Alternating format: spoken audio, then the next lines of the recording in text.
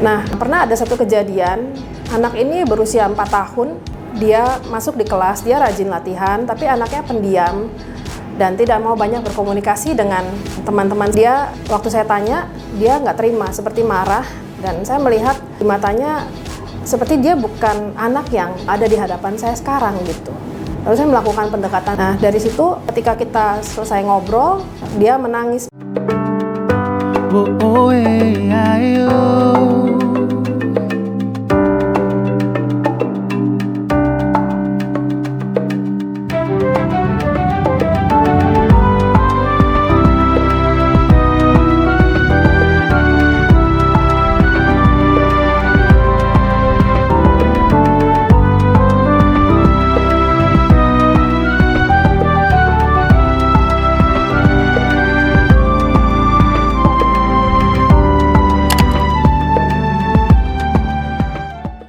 Shalom, nama saya Margareta Pardede. Saya berkeluarga, suami saya Samuel Santoso dan putri kami satu-satunya Grazia Samantha Santoso. Sehari-hari saya bekerja sebagai ibu rumah tangga, mengurus keluarga, melakukan rutinitas-rutinitas yang biasa seperti ibu-ibu lainnya di rumah. Tetapi di dalam paruh waktu, saya bekerja sebagai pekerja lepas untuk pengembangan paduan suara. Nah, yang sekarang saya garap itu kebanyakan paduan suara sekolah, anak-anak, juga gereja. Untuk saat ini, saya bekerja di beberapa paduan suara. Untuk paduan suara anak, GRI Vox Angelicus di Bintaro, dan paduan suara Magnificat, paduan suara dewasa di Cikarang, GRI Cikarang. Lalu paduan suara Tirta Marta Children Choir dari Sekolah Tirta Marta Pondok Indah, paduan suara SMA Kristen Calvin di Jakarta, dan terakhir adalah paduan suara Taman Kanak-kanak TK Pangudiluhur Jakarta.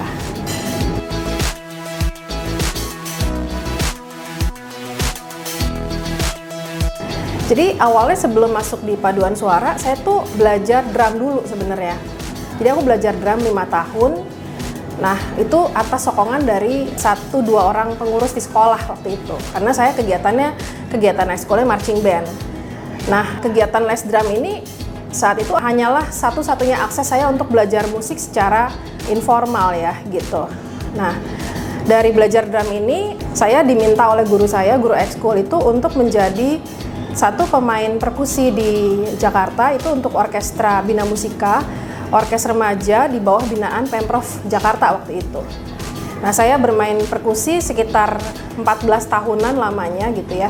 Berkelana dari berbagai orkes yang, ya zaman dulu sih orkes tuh sifatnya insidental gitu. Nggak ada orkes-orkes yang tetap seperti Twilight misalnya, atau Orkes Simfoni Jakarta pada saat itu. Kalaupun ada, biasanya pemainnya juga insidental, bukan pemain-pemain tetap gitu. Nah, saya pemain yang berbasis di Jakarta, jadi saya main di berbagai orkes untuk berbagai kesempatan, baik itu pelayanan maupun konser-konser gitu. Lepas jadi pemain perkusi, saya masuk di Atmajaya untuk kuliah gitu. Saya tertarik dengan paduan suara. Karena buat saya ketika saya bermain orkes, buat saya paduan suara tuh meriah gitu. Guyup, kumpul, ngobrol rame-rame, lalu nyanyi rame-rame tapi sesuai dengan kelompok suaranya masing-masing gitu. Buat saya tuh kok kayaknya seru ya gitu. Nah, begitu saya kuliah, saya ikut audisi di paduan suara mahasiswa, lalu menjadi anggota paduan suara di sana, berproses, bernyanyi, berlatih, juga ikut berbagai macam kesempatan seperti kompetisi, juga acara-acara lain sesuai dengan permintaan yang diajukan kepada kami di paduan suara mahasiswa waktu itu. Nah, saya di sana kira-kira 11 tahun lamanya sampai menjadi alumni, saya tetap aktif karena sibuk bernyanyi di sana-sini gitu. Kita nyanyi untuk macam-macam, untuk misa, untuk kebaktian, untuk juga pernikahan yang sewaktu atau juga kedukaan gitu. Selain kompetisi itu sendiri. Gitu sih. Nah, dari sini saya merasa kayak kok nyanyi gini aja ya. Saya merasa kurang, saya merasa harus banyak belajar, lalu saya memutuskan untuk mengambil pelajaran les vokal klasik waktu itu. Saya les di Institut Kesenian Jakarta bersama Ibu Katarina Lemina. Lalu karena saya pindah kerja, saya lanjut dengan Ibu Renata Lim di Taman Alfa Indah. Nah, dari situ saya mulai serius memikirkan bagaimana mengembangkan suara sendiri gitu. Saya ambil sertifikasi singing, ujian-ujian yang buat saya menjadi target untuk pelatihan ataupun pembelajaran repertoar yang saya harus kerjakan pada saat itu.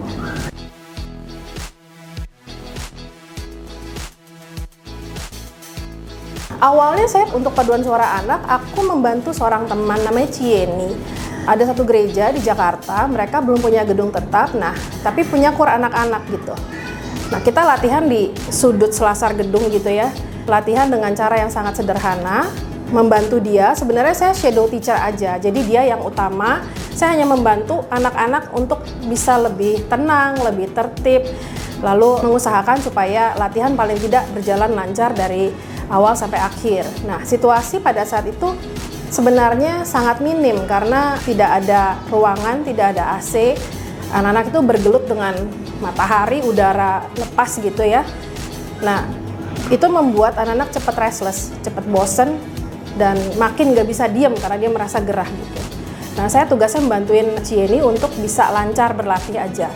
Nah, ketika dia tidak datang, baru saya maju untuk mengajar anak-anak gitu. Kemudian saya saya nggak lama pelayanan di situ, lalu saya masuk ke satu sekolah khusus untuk musik gereja. Nah, saya tidak aktif lagi, tapi saya tetap aktif di tempat lain gitu. Saya aktif kuliah, saya tetap aktif mengajar bahasa Inggris. Saya aktif di tempat lain di paduan suara alumni Atmajaya, dan juga pelayanan ke berbagai gereja bersama paduan suara Eliata di bawah arahan guru saya Miss Renata Lim waktu itu.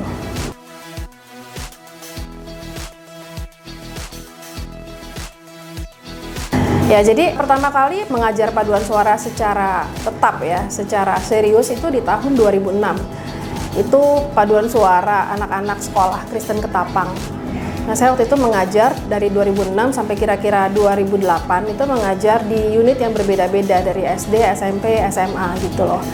Nah, awalnya saya mengajar anak-anak itu hanya karena saya senang anak-anak, dan sebagai pengajar bahasa Inggris ya saya akrab dengan kehidupan anak-anak karena kami ada di kursusan atau kami berinteraksi dengan anak-anak dalam waktu yang sangat banyak gitu. Nah, tapi di dalam pekerjaan sebagai pengajar paduan suara anak, tentu saja lama-lama ya kita bukan hanya sekedar menyukai anak-anak atau sekedar bisa berinteraksi dengan fun pada mereka gitu loh. Nah, saya coba memasukkan beberapa prinsip-prinsip penting untuk mengembangkan paduan suara anak. Nah, yang pertama adalah kesadaran sebagai penyanyi bahwa singing itu adalah body instrument. Gitu. Bagaimana kita bernyanyi bukan hanya dengan pita suara yang kecil dan tipis itu, tapi juga dengan tubuh seluruhnya gitu loh. Nah, saya memberitahukan kepada anak-anak bahwa bagaimana kita berbeda dengan instrumentalis yang lain gitu. Jadi ada dua macam yang saya perkenalkan. Yang pertama adalah created instrument. Itu adalah alat musik yang ditemukan atau dikembangkan oleh manusia sendiri, misalnya piano, gitar, harpa, flute, alat-alat perkusi, dan yang lain-lain. Tetapi suara adalah gifted. Suara itu dicipta oleh Allah, dan itu saya perkenalkan kepada anak-anak bagaimana mereka harus respect dengan apa yang Tuhan kasih buat dia melalui suara mereka gitu. Bagaimana tubuhnya menyokong, bagaimana cara latihannya tetap mengarah kepada hal-hal yang diharuskan ketika bernyanyi gitu. Nah, baru dari situ saya mulai masuk dengan teknik, postur tubuh, relaksasi, kenapa harus rileks. Misalnya anak-anak sekarang kan banyak yang pinter-pinter, jadi kalau kita memberikan sesuatu arahan atau instruksi tetap harus ada penjelasan logis di belakangnya gitu loh, sehingga mereka mengerti, mereka mengerjakan itu untuk apa, seperti itu. Nah, yang berikutnya adalah nyanyian sebagai salah satu dasar pertama kita untuk kita mengembangkan minat anak-anak gitu, dan memperkenalkan mereka kepada bahwa manusia yang sesungguhnya itu mempunyai natur memuji Tuhan. Yang ketiga itu nyanyian sebagai sarana perenungan ya, sarana perenungan, sarana diskusi. Bagaimana kita mendiskusikan syair, apakah syair itu membuat satu refleksi di dalam hati anak-anak gitu. Lalu bagaimana memahami musiknya, karena kan paduan suara sebenarnya yang digarap itu bukan cuma suaranya anak-anak, bukan cuma tekniknya, tapi bagaimana iringan juga blend dengan yang nyanyi gitu loh, itu juga harus diatur. Nah, saya memberikan kesempatan untuk mendengarkan musiknya, apakah ketika mereka mendengarkan itu mereka mendapatkan sesuatu kesan, tenang, sedih, sukacita, nah seperti itu. Itu saya explore ketika latihan gitu. Yang keempat, nyanyian sebagai dasar untuk membentuk musikalitas dan juga sebagai membentuk karakter anak. Paduan suara itu sebenarnya sangat mengikat ya. Jadi kalau kita di kalangan sekuler tuh bilang ada istilah penyakit menular gitu. Kalau males latihan satu, yang lain pasti juga ikut-ikutan males. Nah, Itu yang kita jaga untuk anak-anak, itu yang kita buat di dalam disiplin gitu loh.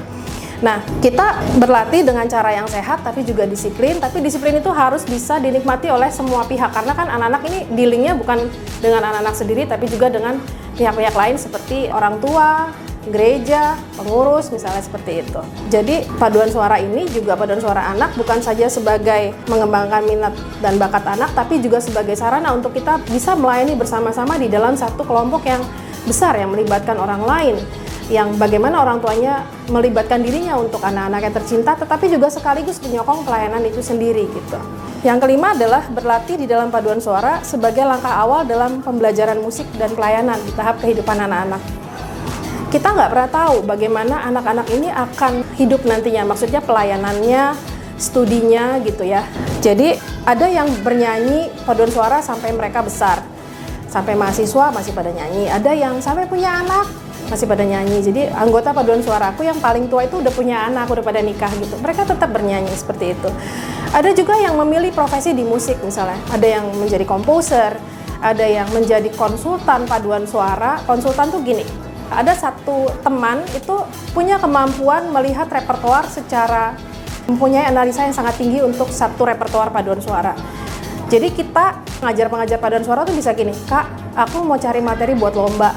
Kira-kira apa ya yang bisa diajukan gitu loh. Nah, nanti dia bicara materinya bagaimana, maunya apa, dari jenis lombanya, dari yang simple sampai yang internasional, tuh dia punya kemampuan untuk memberikan kita masukan. Apa yang harus kita persiapkan, nah, seperti itu. Wacana-wacana apa yang harus kita pikirkan untuk lomba itu secara materi gitu loh. Nah, seperti itu.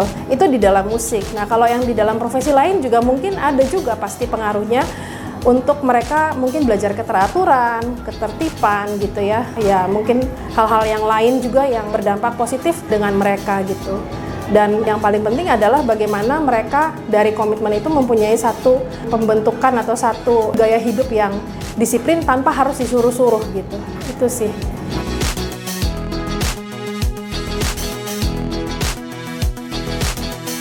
Tantangan yang dihadapi untuk mengembangkan paduan suara adalah yang pertama itu bagaimana mengatur perencanaan latihan yang sesuai dengan kebutuhan setiap paduan suara. Satu paduan suara yang satu berbeda dengan paduan suara yang lain. Nah, kalau di gereja pasti saya menyesuaikan dengan kalender gereja. Dari mulai awal tahun, Paskah, Jumat Agung, Paskah, lalu Ascension, lalu minggu-minggu anugerah, minggu penginjilan sampai kepada Natal. Nah, di setnya dari situ. Seperti itu. Nah, beda kelompok, beda tujuan. Bagaimana kita menyesuaikan di dalam rehearsal planning, perencanaan latihan. Jadi bagaimana mengeset itu semua di dalam kurun waktu tertentu, itu anak bisa memperdengarkan pujiannya kepada Tuhan di saat itu gitu. Itu sih. Nah, yang kedua, mengembangkan potensi yang ada dalam komitmen bersama. Potensi bisa minimal, bisa maksimal. Minimal tuh kalau yang masuk, banyak paduan suara yang saya pegang itu masuknya nggak boleh pakai audisi misalnya. Nah, saya harus terima keadaan itu. Nah, kalau nggak pakai audisi, perkembangannya memang lebih lama. Tapi jika itu diizinkan ya maka saya harus berproses gitu. Bagaimana menyentuh setiap anak, memahami kesulitannya ketika bernyanyi, apakah kesulitan psikis, takut, malu, atau kesulitan-kesulitan teknis misalnya nada kurang tepat, nah seperti itu. Atau kesulitan di dalam karakter. Anak yang nggak bisa diam, seperti anak saya tuh nggak bisa diam, atau mungkin dia punya aspek-aspek kebutuhan khusus. Nah, bagaimana kita mengarahkan ke sana, itu beda anak juga beda penanganan gitu. Nah, masalahnya, tantangannya adalah beda anak, beda penanganan, tapi kita harus guyup di dalam satu kelompok, mendrill itu di dalam satu kelompok sampai satu pujian itu tuh jadi gitu. Nah, itu kalau potensinya agak besar sih enak, jadi kita bisa lebih masuk kepada aspek-aspek teknis, lalu bisa mempercepat proses pelatihan karena anak-anaknya memang sudah bisa atau kemampuannya rata gitu ya. Nah, ini biasanya kalau di sekolah sih, karena mereka kalau kayak di Tirta Marta tuh dari kelas 1 mereka dibina kelas-kelas vokal. Nah, kelas 3 mereka boleh ikut paduan suara karena orientasinya memang untuk kompetisi gitu loh. Dari situ diseleksi lagi, lalu kita masuk ke event-event yang kita mau tuju gitu. Memantau perkembangan suara anak setiap 6 bulan sampai setahun. Anak-anak kan masa pertumbuhan. Kadang-kadang dia di suara rendah misalnya, di dalam kasus yang saya tangani, ada yang di suara rendah. Atau 6 bulan kemudian atau 1 tahun kemudian, kalau saya udah dengar di dalam itu kelompok suara tuh ada yang aneh, atau dia fals, atau dia kayak nggak sesuai, kok tiba-tiba nggak bisa ngikutin, tapi anaknya bisa, itu saya cepet-cepet cek gitu loh. Bisa seperti itu, atau saya cek secara berkala. Kayak misalnya kalau yang terdekat ini berarti Januari tahun depan tuh saya udah harus cek lagi gitu loh. Atau setiap tahun ajaran tuh saya cek anak yang sebelumnya itu suaranya kayak gimana, sekarang kayak gimana. Nah dari situ terjadi progresivitas pembentukan penyanyi lagi gitu. Yang tadinya di mana, misalnya suara sopran atau mezzo sopran, dia pindah ke suara-suara lain. Nah itu kita harus sesuaikan dan juga harus mengimbangi supaya gimana supaya ini tetap rata bunyinya gitu, tetap bagus bunyinya didengar seperti itu. Yang berikutnya adalah memahami dan bahwa membangun pelayanan paduan suara itu butuh upaya bersama dari berbagai pihak, dari gereja, hamba Tuhan pendamping, dari pengurus, dari orang tua murid sendiri, dan juga dari saya sebagai pengajar gitu. Paling tidak kita bisa komitmen awal bersama-sama, lalu kita menjalani di dalam waktu yang sama untuk kita bisa bekerja sama membangun paduan suara ini gitu loh. Nah, tapi di sisi lain harus tetap sadar bagaimana sebenarnya Tuhan juga memimpin langkah kita sampai ke waktu-waktu kita bekerja gitu. Kadang-kadang ada masalah, misalnya kehadiran anak-anak sedikit, misalnya seperti itu, atau anak-anak sakit, atau anak-anak mungkin terluka gara-gara saya berbicara tidak enak dengan mereka. Nah, ada juga hal-hal seperti itu kita harus bawa kembali sih, maksudnya kita doakan kembali, kita serahkan kembali anak-anak ini sambil tetap dibentuk suaranya di dalam latihan. Pelatihannya tetap berjalan, tapi secara pribadi saya melakukan pendekatan khusus baik kepada orang tua maupun kepada anak itu sendiri gitu.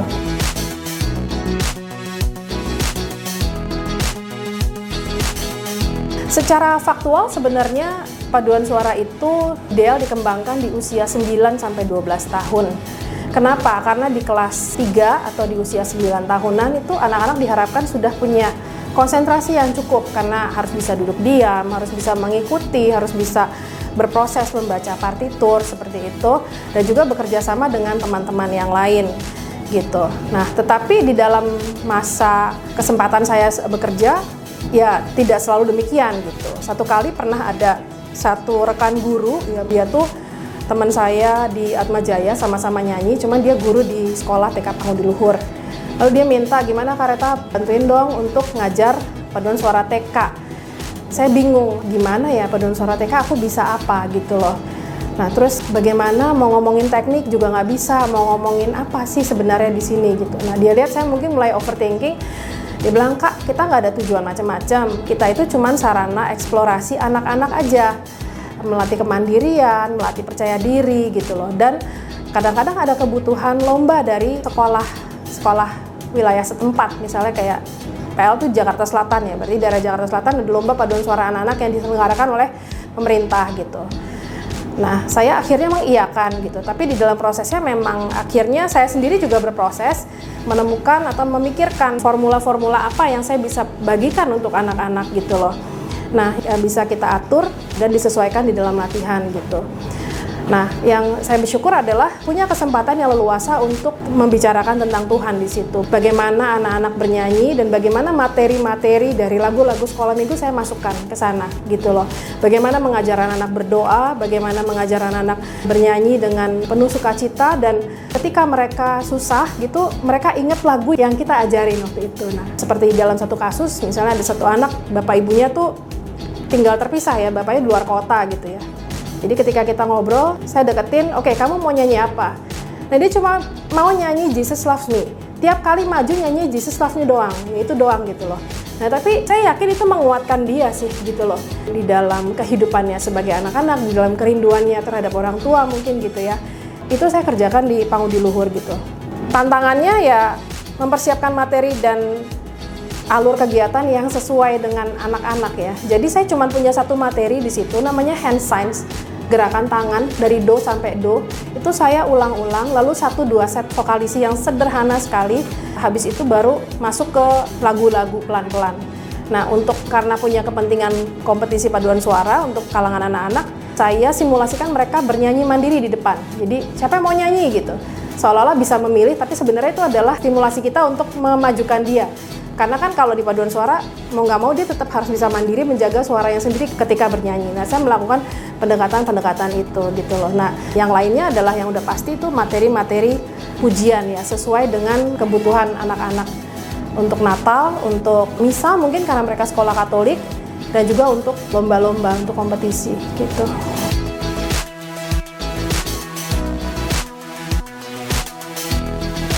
Di dalam mengajar paduan suara anak-anak, ya memang tidak mudah gitu. Kadang-kadang ada saja pengalaman yang mungkin tidak kita duga terjadi di dalam kehidupan kita ketika kita bekerja atau ketika kita bersama dengan anak-anak gitu.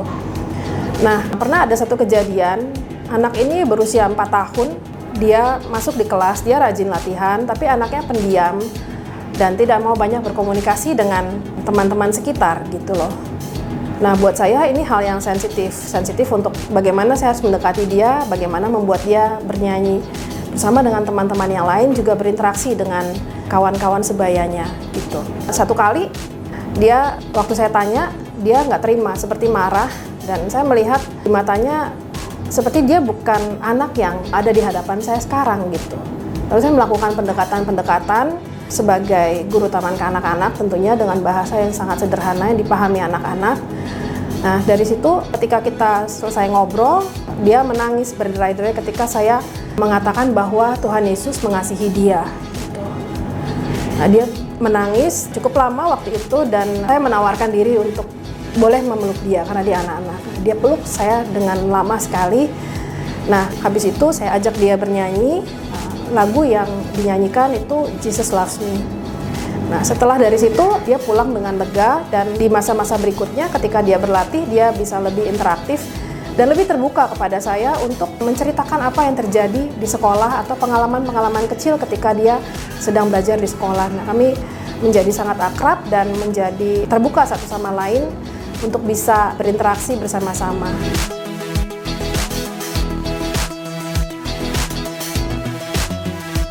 Buat saya, prestasi adalah satu konfirmasi bagaimana kita bekerja keras sampai di tahap itu. Jadi prestasi itu bukan cuma sekedar memperbanyak CV, tapi sebenarnya mempunyai kekuatan reflektif kita harus bagaimana lagi setelah ini. Apa kekurangan kita, apa kelebihan kita, dan bagaimana kita harus melangkah di dalam mengembangkan paduan suara, terutama paduan suara anak-anak gitu ya. Nah, seperti itu. Nah, momen berharga adalah ketika saya dan anak-anak bisa bertumbuh bersama-sama, bisa berinteraksi bersama-sama, bisa belajar melalui kesempatan-kesempatan yang ada. Jam terbang mungkin bisa memperkaya kita secara skill dan juga fleksibilitas gitu. Namun kesempatan bertumbuh, bekerja sama, lalu membicarakan Tuhan di setiap waktu di dalam latihan itu buat saya itu momen yang berharga bersama dengan anak-anak gitu. Nah, momen yang menyedihkan adalah ketika anggota kurang ya secara signifikan, atau dia kalau anak laki-laki biasanya dia berubah suara menuju ke suara dewasa, akil balik. Nah, itu masa dia bernyanyi di koran anak itu mau tidak mau, suka tidak suka itu selesai gitu. Nah, kadang-kadang ada anak-anak yang merasa masih pengen nyanyi tapi kondisinya sudah tidak mungkin. Nah, buat saya itu juga sedih, tapi nggak bisa mengelak gitu bahwa itu adalah kenyataan dan tahap yang dia harus lewati di dalam hidup dia. Nah, seperti itu. Satu lagi yang bikin saya sedih adalah juga ketika tadi yang saya sharingkan itu ketika saya miskomunikasi dengan orang. Gagal berkomunikasi dengan orang tua, gagal berkomunikasi dengan pengurus, dengan guru, atau gagal menyampaikan pesan kepada kepala sekolah, atau gagal menyelesaikan atau berjalan di dalam proses yang seharusnya kita bisa jalani bersama-sama. Buat saya menyedihkan sih itu.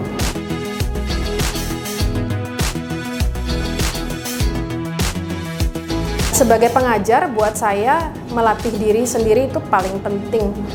Karena itu adalah momen-momen saya mempersiapkan diri untuk mengajar anak-anak ketika saya latihan gitu ya. Memikirkan kata-kata, memikirkan posisi-posisi ucapan gitu di dalam latihan-latihan mandiri buat saya itu penting. Karena itu nanti harus saya bagikan kepada anak-anak seperti itu. Nah, mempersiapkan perencanaan latihan yang berbeda-beda dari paduan suara satu dengan paduan suara yang lain itu juga buat saya juga satu tantangan yang sifatnya progresif gitu loh. Kita tidak bisa stuck dengan biasanya saya latihannya kayak gini aja terus gitu, nggak bisa. Kita harus bisa peka dengan situasi luar, terutama di Indonesia ya. Indonesia itu perkembangan paduan suara tuh sangat pesat gitu loh. Masanya sangat banyak, scholarnya juga banyak sekarang gitu loh. Jadi kita beradu waktu dengan mereka, beradu juga dengan diri sendiri untuk bisa mengeksplor apalagi yang saya bisa kerjakan untuk paduan suara yang saya garap di waktu-waktu ini gitu.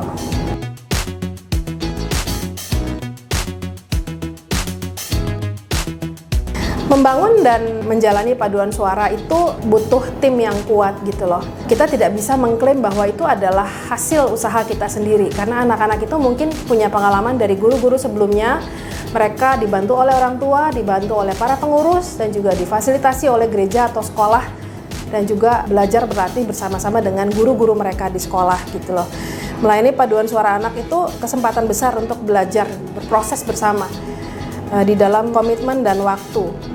Jangan pernah takut untuk berdisiplin. Disiplin bukan sesuatu yang mengerikan, tapi itu sebagai sarana untuk membuat suatu keteraturan di dalam pelayanan. Seperti itu. Nah, disiplin juga membuat kita menjadi tertib, terarah, dan juga belajar setia bernyanyi bagi Tuhan di dalam masa-masa yang mungkin tidak kita duga atau masa-masa yang mungkin tidak sesuai dengan harapan-harapan kita. Seperti itu. Nah, tugas kita sekarang sebenarnya adalah tetap mengembangkan apa yang menjadi potensi mereka, bagaimana mereka harus diproses, dijalankan sebaik-baiknya, dipersiapkan sebaik-baiknya. Nah, apa yang menjadi kehendak Tuhan, ya biarlah Tuhan yang menyatakan sendiri dalam kehidupan anak-anak itu nantinya.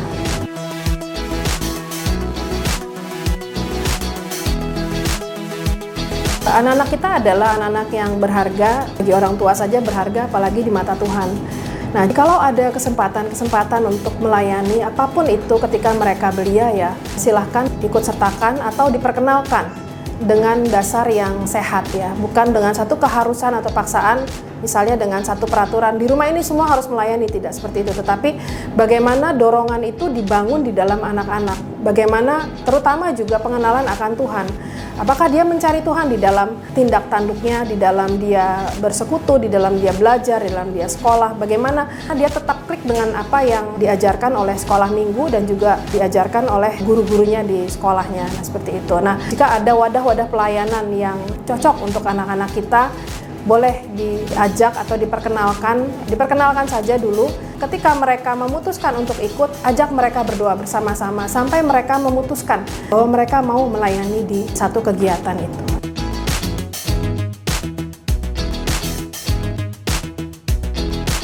Kalau di dalam paduan suara itu memang kita melatih anak-anak untuk mempunyai vokal yang paling tidak rata atau terarah gitu ya. Nah, misalnya di dalam satu lagu yang kami pelajari itu berbahasa Latin tradisional. Jadi teks-teks Latin tradisional itu dijadikan bahan atau materi untuk para komposer mengembangkan karya-karyanya gitu loh. Nah, ada satu teks judulnya Ubi Caritas et Amor, di mana ada kebaikan dan kasih, disitulah ada Tuhan. Kira-kira artinya begitu. Nah, kalau misalnya nyanyinya mungkin bukan anak paduan suara ya, dia bisa nyanyi dengan polos-polos aja. Ubi Caritas et Amor, bisa begitu. Tapi kalau kita di paduan suara, kita buat sound itu bersama dengan anak-anak melalui suara mereka. Misalnya, Ubi Caritas et Amor. Bagaimana membuat kualitas yang sama di huruf-huruf hidup A, E, I, O, U, dan juga mengucapkan konsonannya dengan jelas ketika mereka bernyanyi. Paling tidak seperti itu.